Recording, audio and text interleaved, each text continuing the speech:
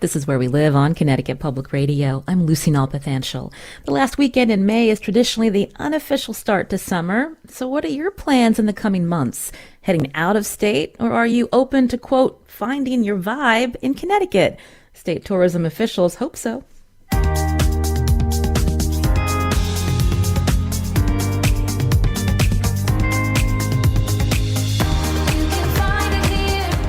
Today, Where We Live, we learn about Connecticut's new $3 million tourism summer campaign. It's much bigger than the infamous $1 budget for tourism under former Governor Jody Rell in 2009. After an injection of $14 million less than a decade ago, tourism money allocated to lure residents and visitors to state attractions has decreased steadily. Coming up, Hearst, Connecticut's Haar joins us, and we talk to travel writer Charu Suri about what attractions in New England are expected to be a big draw this summer. And we want to hear from you. What are your favorite Connecticut destinations? You can join us, 888-720-9677. That's 888-720-WNPR, or find us on Facebook and Twitter at Where We Live. Some members of Connecticut Public shared some of their favorite summer destinations. Matt Dwyer, who's a host at Connecticut Public, says a weekend walk in downtown Hartford with small children can start with the Carousel in Bushnell Park. And Sam Hockaday, who's an animator and graphic designer, writes, during the summertime in Connecticut, there are a few places I enjoy more than Wickham Park. You can see that full list on our website, ctpublic.org. Again, you can join us, 888-720-9677. Now, we had hoped to hear directly from the Office of Tourism, but its director, Noelle Stevenson, was unable to join us. In her place on Zoom, Maribel Laluz, Director of External Affairs at the Connecticut Department of Economic and Community Development. Maribel, welcome to the show. Good morning, Lucy. How are you? Nice I'm to be doing here. well. So we played some audio from this new summer tourism campaign, Find Very Your cool. Vibe. Now, I want to mention that part of this campaign, Connecticut plans on running ads on in-flight video on JetBlue and American Airlines. I understand there'll be ads on large digital billboards in New York City's Penn Station. And so when we think about tourism in Connecticut, what is the goal for this campaign? Is it attracting people to come here from out of state, or to, attract more residents to visit parts of the state that they haven't been to before?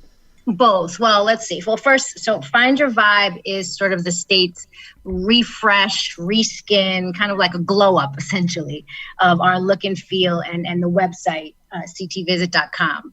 We've made it easier to find things, essentially, there. If you take a look, it's organized by interest, which is more trending of how people look for things, because sometimes you don't really know what you want, but you know what you like. So we put like a box there for CT Unplugged that shows some of the different music festivals, CT Sweet Dreams, some of our different, hotels and places to stay. And that information is refreshed every single week, every single weekend. There's new stuff to do, so check us out. But this is really, it was just time. It was essentially time to create a new perception of the state. This was the first time that we had this level of investment in a long time. So we wanted to turn the camera around and show what the state really looked like, and change or challenge the perception that we're just, kind of Stepford wives and cul-de-sacs. We're a lot more than that. And it was a really fun campaign to work on, I must say. And kudos, by the way, just to Matt Dwyer for his downtown Hartford walk around, because I agree with him. Yeah, you can't beat the carousel in the summertime. Now, I had mentioned Noelle Stevenson is director of the Office of Tourism. I understand that she's from Florida. And so when you talk about, Connecticut's identity and needing a glow up, I'm just wondering, what is her perspective on Connecticut's identity and how the state sells itself?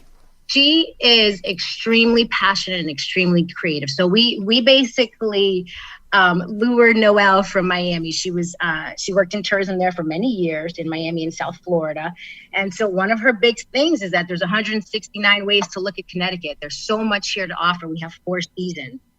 But we just really hadn't had the opportunity to kind of just take a step back and grab some footage. And it's something that we've been doing over the last year, just grabbing as many images and as much footage as we can. And this campaign, one of the strategic objectives of it is to share that with as many people as possible and try new things.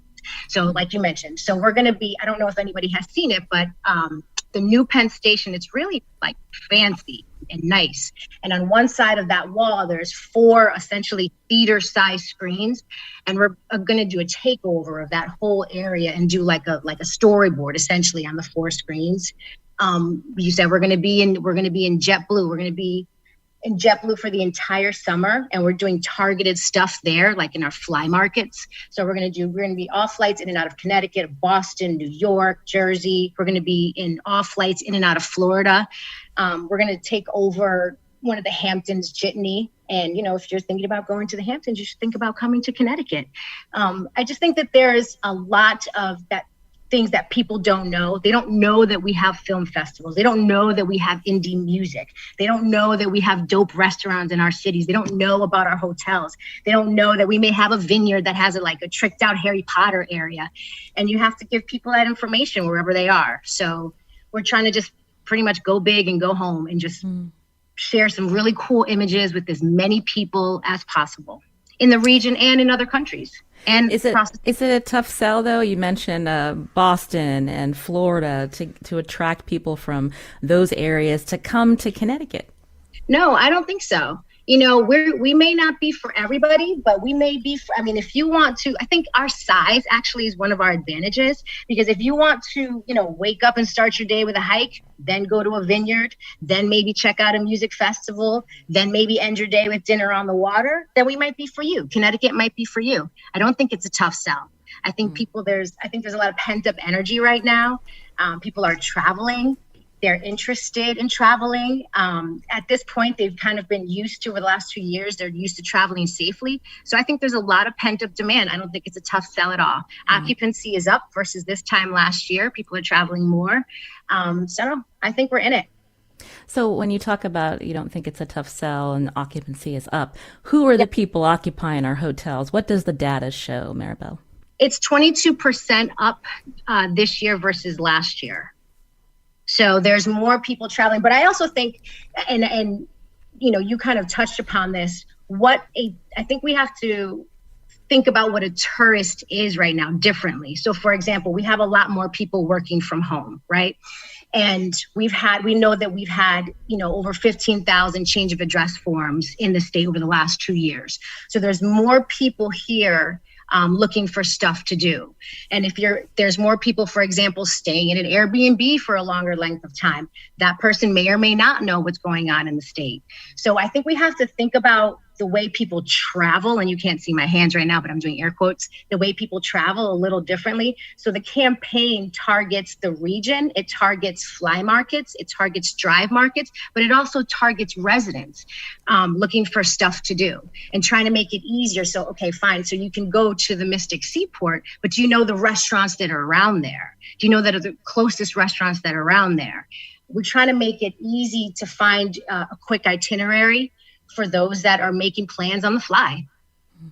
The Connecticut Mirror reported that the census found that at the onset of the pandemic, Connecticut had one of the greatest declines, 36%, in travel, tourism, and outdoor recreation employment in the United States. Also, tourism income in the state decreased by nearly 10%. So when we think about the money allocated for this summer campaign, Maribel, can you put it in perspective here, $3 million?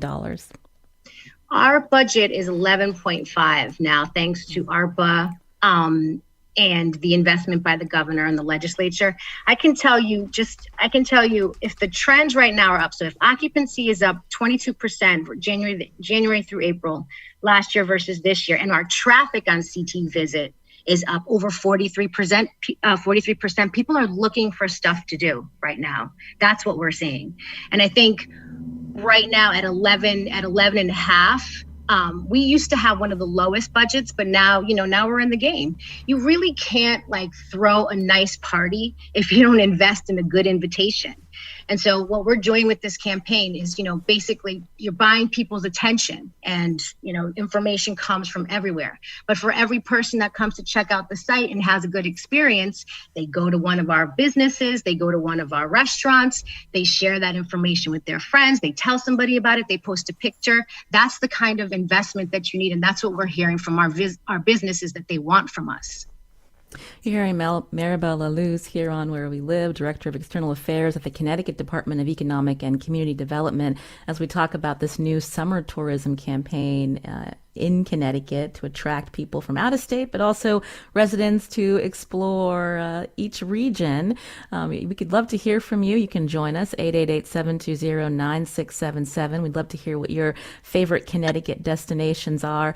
Before we hear from another perspective, Maribel, I was looking at this 2018 report to the incoming Lamont administration at the time, the Arts, Culture, and Tourism Committee, and they had some recommendations for what they'd like to see from the administration, including Connecticut must immediately increase competitiveness with neighboring states by securing increased and sustainable funding through a shift of existing revenue and guaranteed allocations for arts, culture, and tourism. So what can Connecticut learn from our neighboring states who, by the way, have been spending a lot more money on tourism? Yeah. So in that Tourism years? Council and that Tourism Coalition, the Arts and Culture Council that you're talking about, we just met with them actually 2 weeks ago. They love this campaign. So this is part of a strategic plan. It's a 70-page doc, not going to go over it, but everybody's welcome to see it. It's essentially, so part of what Noelle has done here is she's reactivated sort of the sales and marketing division of the Office of Tourism, and we presented the strategic plan to all of those folks, all of our stakeholders, and they actually really loved it. They loved it. If this was just more about fun and color and personality, and I think that was the biggest feedback we got. The other thing is we wanted to make a holistic experience. Like, what does a day in Connecticut look like? How do we make it easier to find stuff? How do we make what you do? Like, I know, Lucy, you post on social, like the different things that you do. How do we take that experience and amplify it for people looking for stuff to do? And so I think that we heard that feedback from them. And we're just starting to roll out the campaign. It started last week, and you'll be able to see it and check it out through different influencers. You'll be able to see it when you fly. You'll be able to see it when you travel on the train. You're going to see it in billboards. And then hopefully that leads you back and you have a good experience in the state. But we're getting a lot of positive feedback so far. We're open to all feedback, but so far so good. And getting back to part of my question, when we think about what other New England states are doing, what can we learn from them? I think that we all have similar residents and similar interests. And I think that we all have to keep up with the idea that travel is different right now post-pandemic. You may have somebody who's in your state who's going to be there for a couple of months. And that's also a different level of tourism. So that digital nomad, I think we're all kind of learning how to target that person. And you just have to make it easy for people because they have a lot of options. Mm-hmm. But right now, our competitive advantage is, again, we're kind of a smaller state with a hell of a lot to do. So I think what we've learned is that you have to invest in giving people the information. You have to invest in making it easy for people to find that information. And you have to think about your state differently, but you do have to make that investment in order for your messages and your information to be heard.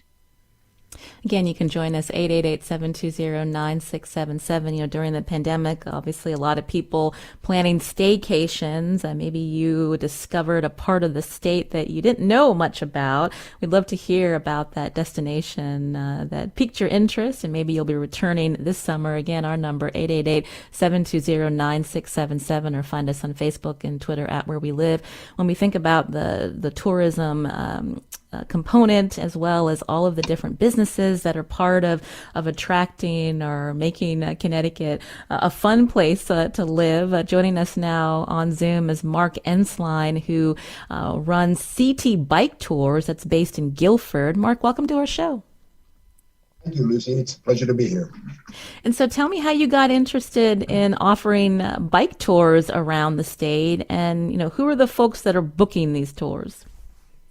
Actually, it was a wine tour in California that made me realize that we have something very similar here in Connecticut, a very diverse geography. We have a beautiful shoreline. We have just some great diversity in the state. I think Maribel hit the nail on the head when she said, you can do several things in the same day. We'll have people do our bike tours in the morning. and head into New Haven in the afternoon and go out for pizza in the evening. So being small, I think, is a great benefit to the state. We also partner with a boat tour company out of Stony Creek. So it's actually a bike and boat tour. We'll put you on a bicycle for about 13 miles from Guilford to Stony Creek, run along the shoreline, which is a beautiful shoreline. Put you on a boat that'll take you around the Thimble Islands and back on the bike and back to Guilford. The people who do this tour, this past weekend, we had people from New Zealand and Texas. But at the same time, we get people from Hartford, Connecticut, who never realized the shoreline could be so pretty. I like hearing that you have people from New Zealand and Texas on your bike tours. What brings them to the state? Are they visiting family, or I'm just curious what you can tell us from what you've gleaned from them. One young woman was on sabbatical from New Zealand working at Yale. Yale is a huge draw to people into this area. So that to me has been a boon being near Yale University because they do bring a lot of people into the area. The lady from Texas was visiting family in Massachusetts, and she flew into New York, and on her way up to Massachusetts, stopped in Connecticut to see what was going on and discovered CT Bike Tours. Nice. So we heard from Maribel earlier about this new campaign, how people can learn information on the website. What would help you in terms of having people connect with operators like yourself? What do you want to hear from the state? I think what we need to promote more is coordination between the various tour groups, not necessarily this. I think the state's doing a pretty decent job right now. I'm very excited about this new program that Maribel described. I think that's going to be a big boon for us.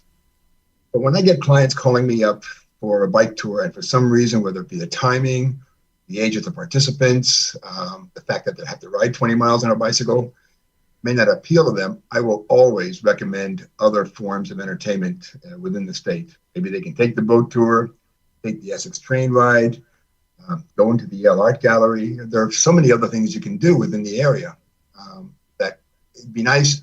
I'm hoping that other companies do the same, that they give those clients who are calling them options to do other things if it doesn't fit their needs. Hey, Lucy, can I jump in here for a second? It's Maribel. Sure, go ahead. Yeah, just wanted to say two things. That Mark actually made an awesome point right there, talking about the woman who was on sabbatical. That's an example of a new tourist. So we were spending some time downstate in Stamford, and we were hearing feedback. There was a lot of nurses, for example, renting Airbnbs for a couple of months, or people who had sold their home and couldn't buy a new one right away. They were also sort of renting places to stay for longer. Those are all people that we're trying to reach. So that's like a new style of tourist. I just wanted to say that, but also I want to let Mark know and everybody know that we are going to start our fan tours again now that, hopefully we're kind of back to normal. And basically what that means is you get a group of people who are either influencers or who care, or journalists or bloggers or what have you. People like Mark who have businesses, and we do a tour around the state so that everybody gets kind of like a refresh. You're kind of reintroducing. I mean, a lot has changed over the last few years. So we're going to start that up again, hopefully in the next few months. And hopefully, Mark, you can join us. Absolutely. Thank you. Mark, I understand that you're retired and now you're doing this. It's your passion. What's it like living in Connecticut and doing this every summer? What's your motivation versus, going down south? Going down south, oh my gosh, never thought of that. Well, that's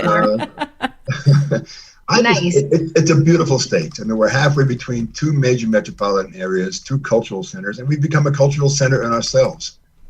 New Haven is a great city. I mean, I've lived here now for almost 40 years.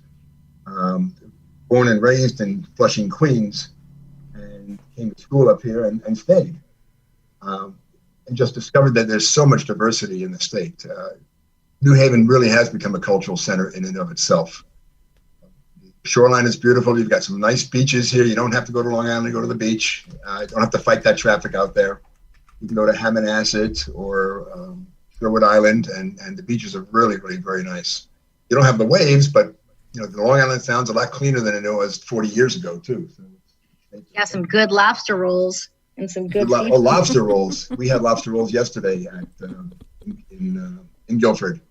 Yep. I understand. Maybe somebody can back this up. Is Connecticut the only state that makes a hot lobster roll? Is that kind of unique? No, but we're the most delicious. Well, I want to thank Maribel. Thank you so much. Maribel Laluz again with the Connecticut Department of Economic and Community Development. We'd love to hear from Noelle Stevenson for a future show. Hope we can make that happen. Absolutely, she'll be on. Thanks again, Maribel. And I want to thank Mark Ensline for joining us, who operates CT Bike Tours based in Guilford. Mark, thank you for your time today on the show. You're very welcome, Lucy. Thank you very much.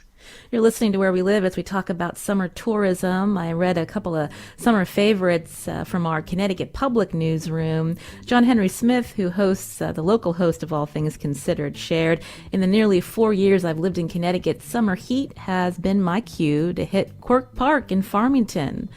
That is my happy place." We'd love to hear from you as well, 888-720-9677, or find us on Facebook and Twitter at Where We Live.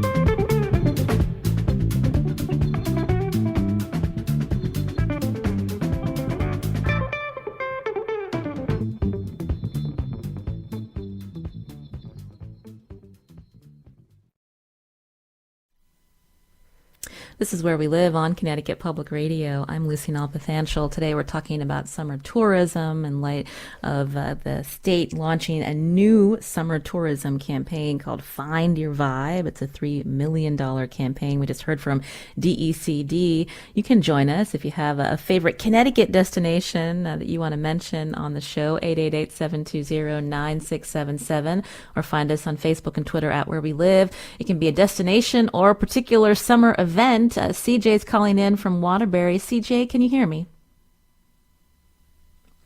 Oh, it doesn't look like CJ is there right now. Hopefully we can get back to that caller in just a few.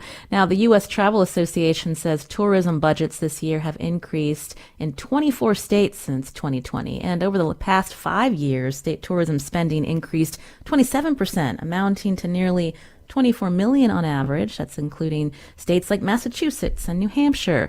Connecticut did not provide data to the U.S. Travel Association. Now, we wanted to hear from you again about Connecticut destinations you think should get more attention, or what some of your favorite places are. Our number again, 888-720-9677, or find us on Facebook and Twitter at Where We Live. Joining us now on Zoom is Dan Haar, Associate Editor of Hearst, Connecticut. Dan, welcome back to the show. Thank you. Great to be here, Lucy. So what's your take on this new $3 million summer tourism campaign? The $3 million puts, as Maribel said, the $3 million puts Connecticut back in the game. 2011 was the infamous year of $1. The following year, the newly elected Governor Malloy upped it to $15 million for tourism, which is the most it's been. It's bounced around up and down under Malloy, and of course, you really can't count the pandemic. We don't know. It doesn't matter what the spending was in the last 2 years. That's a sort of an irrelevant, because it wasn't a normal time. And being back up now to 11 or 12, that's a great thing. It puts us back in the game. The $3 million is enough to do some damage, as they say. So that's a good thing. I think the big question is, how do you market to such a broad, not just group of types of people, but to broad purposes? And that's one of the real dilemmas that the tourism budget in this and every state faces. Right. CJ is back from Waterbury. CJ, can you hear me now? Hi, this is CJ. Can you hear me? Yes, CJ, go ahead and tell us what event you want to highlight happening in Connecticut this summer. Well, I was delighted about your show today because we've been running Waterbury Harry Potter Day for the last 3 years, and we'll be doing our 4th this summer. And it's a great way to bring people for a fun day to downtown Waterbury, making use of the magic that is already here. Local coffee shops make their special butterbeer, wizard beer. The restaurants have wizarding menus. We have magic shows by local magicians. It's a fun day, and I was very interested in taking data. Generally, I thought, it's going to mostly be Waterbury people. But in the first year, back in 2019, we had a significant number who were coming from surrounding towns. And last year, we had people coming in from New York. They were big Harry Potter fans. They came in full costume. They heard about a friend, and so they came to Connecticut explicitly to join us for Waterbury Harry Potter Day. I love it. Thank you so much for sharing that with us. And remind us the day again. Waterbury Harry Potter Day is close to Harry Potter's birthday, so it's Friday, July 29th. You can find information about it on Facebook, so that's facebook.com/Waterbury Harry Potter Day. And this year, because it's been growing, we're going to be extending it to include Saturday, July 30th, as well as the 29th. Nice. Thank you, CJ, for your call. You can join us 888-720-9677 or find us on Facebook and Twitter at Where We Live. Dan, we asked Maribel from DECD about how there are targeted ads planned on JetBlue and American Airlines, even a billboard at Penn Station. And she brought it up the point about, when we think about tourists, what do we mean exactly? And so what's your take on Connecticut's target tourists? The last comprehensive look at tourism spending, and I use tourism in quotes, was 2017, and that showed, or at least the last one I'm aware of that DECD has, and that showed 15, decimals don't matter, $15 billion in spending on tourism, entertainment, and travel. Now, the vast majority of that, I would say, is you and I going out to dinner. We live here, we go out to dinner. That counts. To my knowledge, that counts because the restaurant industry is part of tourism.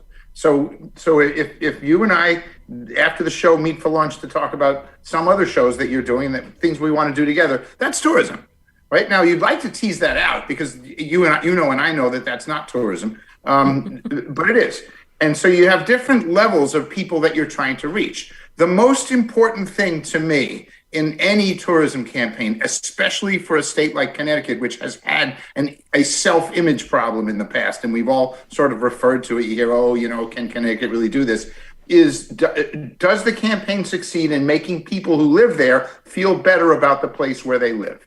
And that's even in New York City, even in the greatest magnet of the Western world, that you still have to worry about people in New York City feeling good about themselves. I was in and around the city in the 70s. It wasn't a great place. And I think that Find Your Vibe has the ability to do that. It's a big challenge. Not that it's a big challenge because we're not such a good state. I think we're a great state. Like Mark, I came here for college decades ago and stayed, but that is still the challenge. When we think about our neighboring states and how much more they may be allocating towards tourism, can we really compete with them? Or as you mentioned, Dan, thinking about how to showcase Connecticut to its residents as a great place to live. Well, it wouldn't be appropriate, excuse me, it would not be appropriate for us to attempt to compete per capita with Rhode Island and Massachusetts, for example, because Rhode Island its tourism is going to be a much bigger part of their economy. They don't build jet engines. They don't build helicopters. They do build submarines, by the way, at Quonset, along with that's a piece of electric boat. But they don't generally have the dynamic economy we have. They have tourism. People go to Newport. And so it's appropriate for them to spend more money because they're attracting people. We're not getting people who come from Arizona and say, gee whiz, Mildred, what do you want to do for our week's vacation? Well, let's go to Connecticut. That's not happening. What's happening is we have people who live here who want to see more of the place. We have people in New York and Boston and Rhode Island who want day trips. And we have people who are here for other reasons, business travel, maybe somebody's coming here applying for a job and they say, I want to look around. Or you have graduations. I just recently had friends from Germany. One that I grew up with who's an expat in Germany and his wife who's German. And we went to the Rocky Hill Glastonbury ferry. And then we drove through South Glastonbury up to the orchards. And we went to the winery up there where you can see the whole valley in Hartford. And then we ate at the Two Hopewell restaurant, great place. Well, I don't hate to plug it. I'm plugging it. And then we did a walking tour of Hartford downtown, right? That's tourism, right? I was happy about all those places. And they were happy to see it. And it was like, wow, this is great. So is that the type of tourist who was going to see something on JetBlue and say, let's come to Connecticut? No, they were coming to visit me because they were passing through the East Coast of America.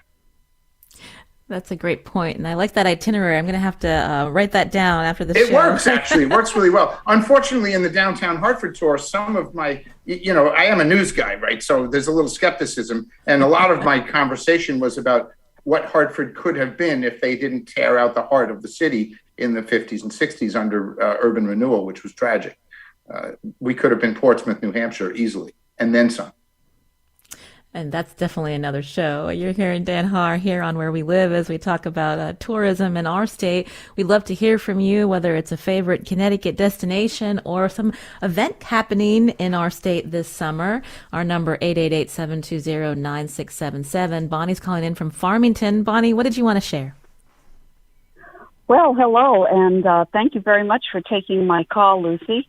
I'm representing the Connecticut Sea Music Festival, which is going to be happening next weekend. That's the 10th, 11th, and 12th, down in the beautiful, historic, and quaint town of Essex, Connecticut.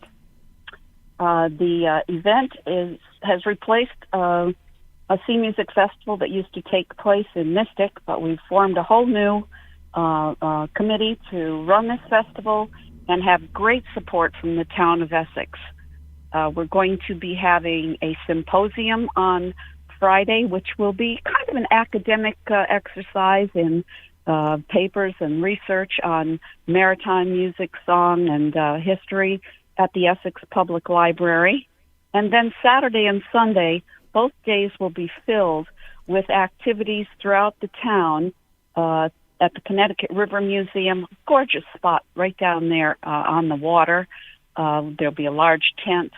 They have a lawn up above their area there that area will have nautical demonstrations, knot tying, scrimshaw, things along that nature.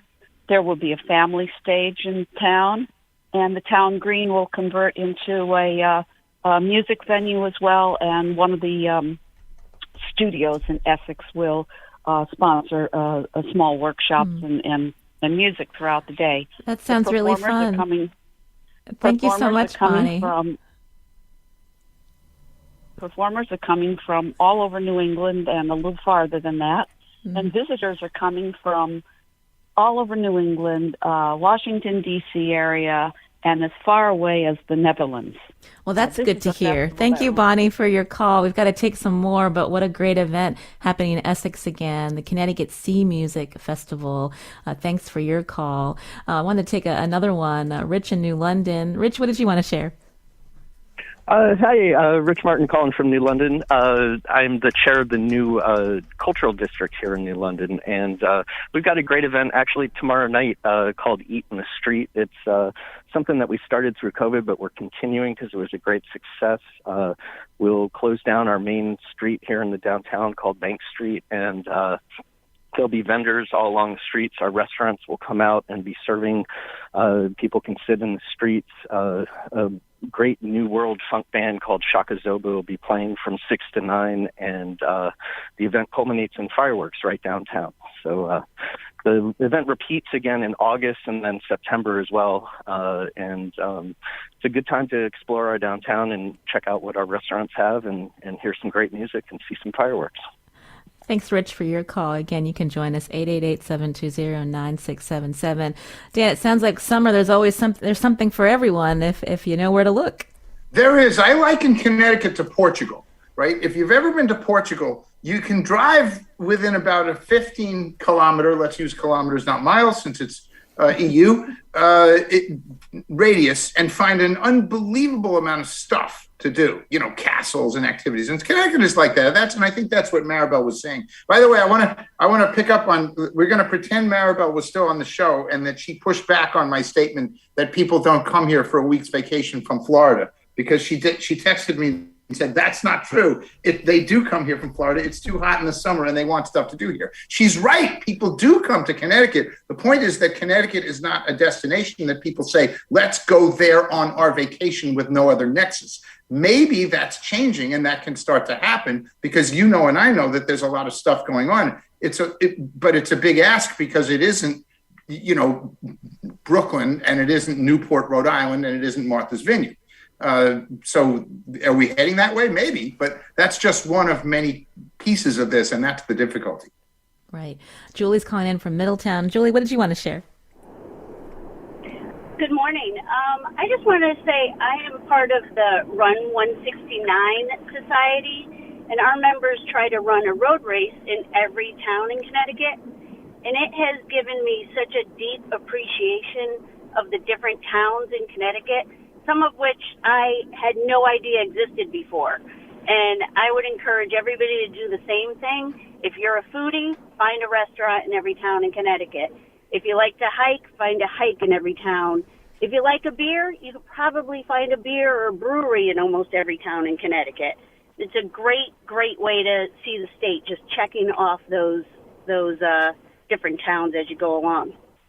Yeah, Julie, I've noticed some of the members of the 169 Society are at some of the 5Ks that my husband and son run. So you might have some new members in your near future.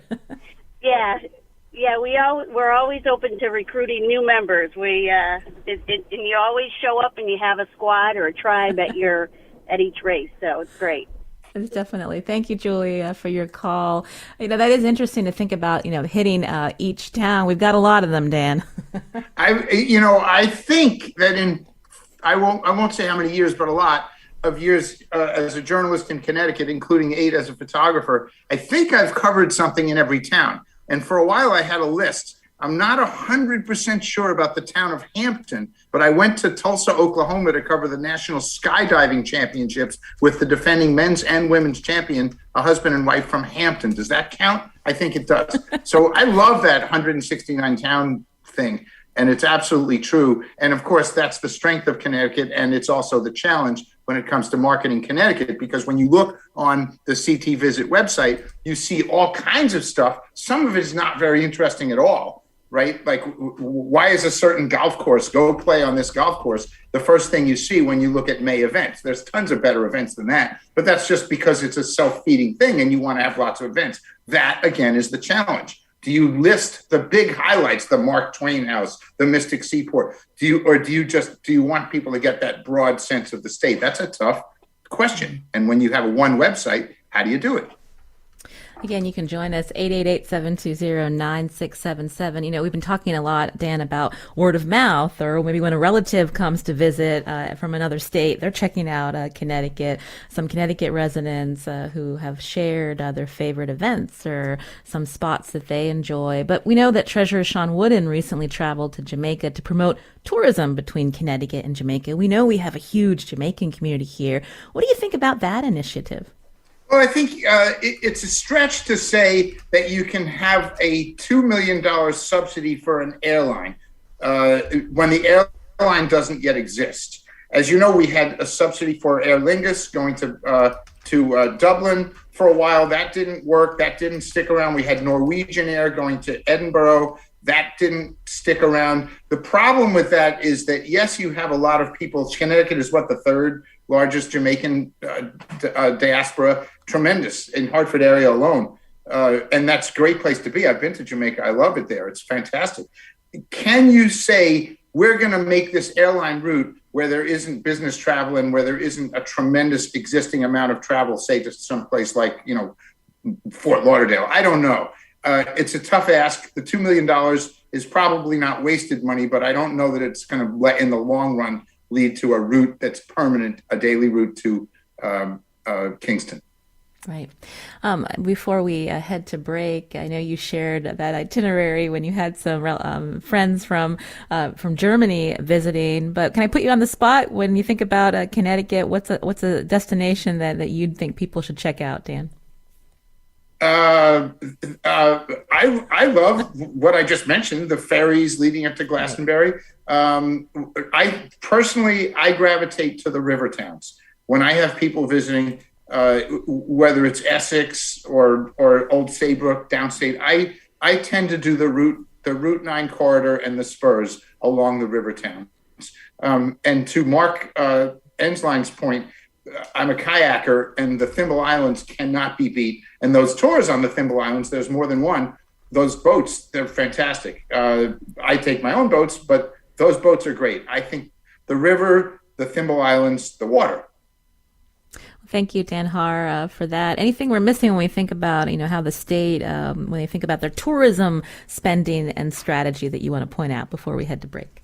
I can't emphasize enough that even though you're marketing to people who are coming here from elsewhere, the main point of the marketing is to make people feel better about the place where they are. Everything emanates out from that. And that's why Still Revolutionary was it was controversial. Some people said revolutionary for what? But that was the tagline that made people think Connecticut is an innovative state. That's the point of any tourism marketing campaign. Make people feel better about where they are. That's Dan Haar, Associate Editor of Hearst, Connecticut. We'll look for you in one of those river towns, Dan. I'll be there. Thank you. This is Where We Live on Connecticut Public Radio. We're going to take a short break, and we'll continue to take your calls, as well as hear from a travel writer for the New York Times and the Wall Street Journal. Stay with us.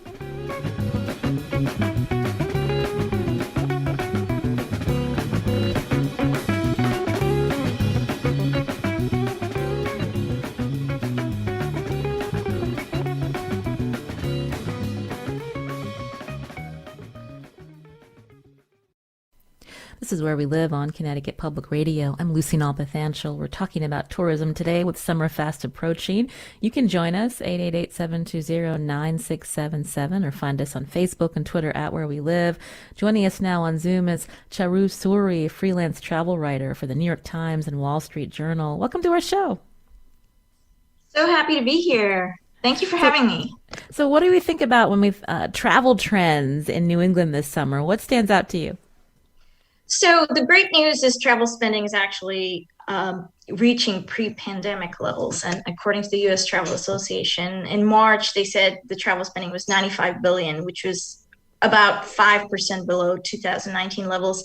So what we're seeing is people really wanting to get out, especially getting outdoors, doing things like forest bathing or going to, the seaport or going to beaches. There's a lot of family travel. The people who were a little bit shy and, really respected the lockdown rules in 2020 and even 2021, they're saying no holds barred.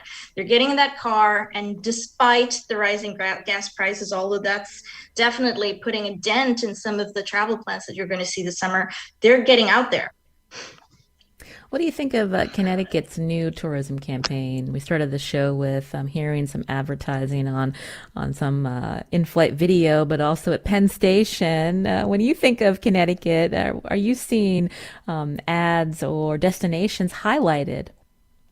Absolutely. And that's actually a welcome aspect for me, because normally when I plan my summer travel, I do upstate New York and I see a ton of ads on their front, the Finger Lakes, Seneca Falls. And so it's actually refreshing to see billboards in Penn Station and then all the other campaigns that Connecticut is launching. It makes me feel, there's a lot more to the state than, that I had previously thought. And that's a good thing. So it's a long time coming to get to this point. I absolutely agree. Yes. And so when you think about Connecticut, what are some of the places that you want to highlight in your travel writing? So there's a lot of great outdoor spots. Obviously, there's the Wooden Boat Show in Mystic. I think it's happening again this year. Mystic Seaport Museum, which someone else on the show mentioned, which is great, especially I have a 9-year-old daughter, and I want to do some educational travel for her, even though when school's out. I think a lot of families are thinking on that level as well. So, going to a place with working shipyard, planetarium, discovery barn, etc., is actually a wonderful thing for everyone to do. Plus, even with the rising, cases right now, I think people are a little bit shy of venturing towards a lot of indoor activities.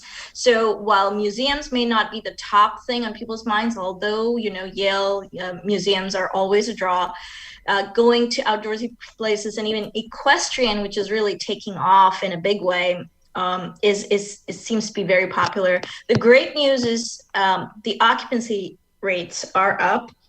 People are staying much, much longer. They want to go and they want to stay not just like for a few days, they want to stay for like a whole week.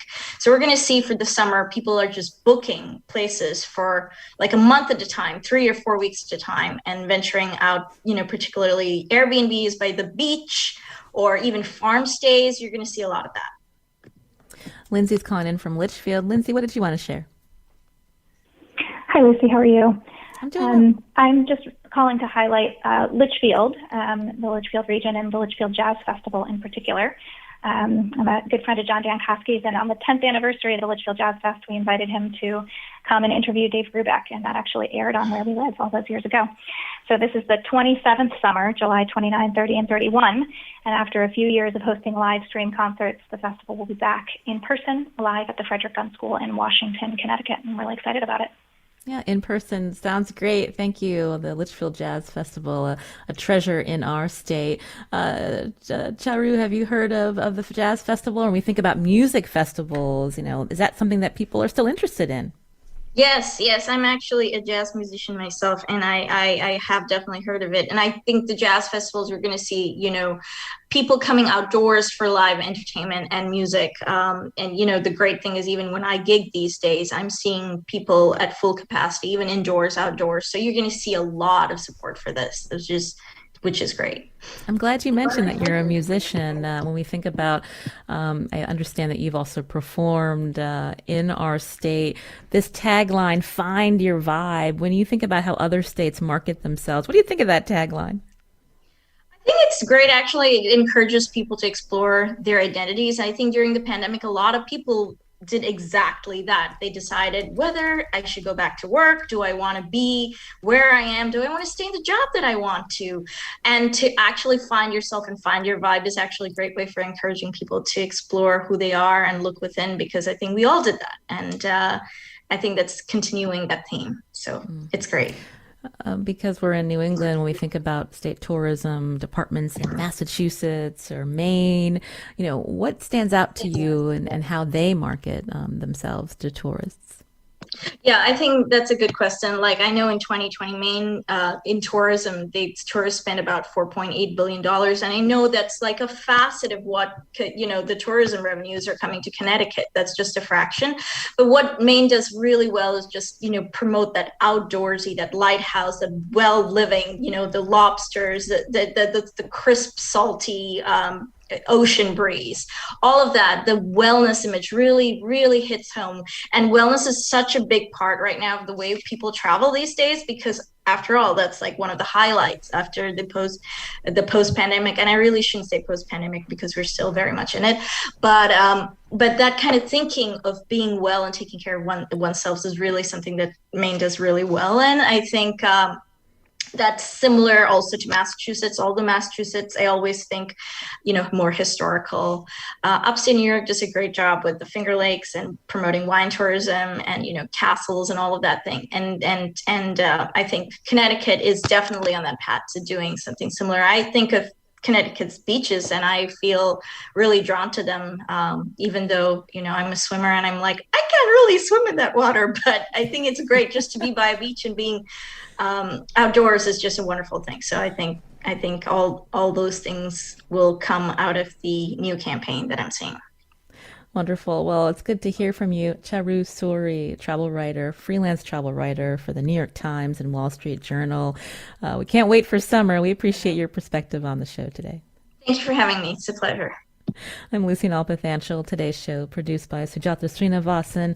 Our technical director is Kat Pastor. Katie Pellico was on the phones today. We'll be back tomorrow.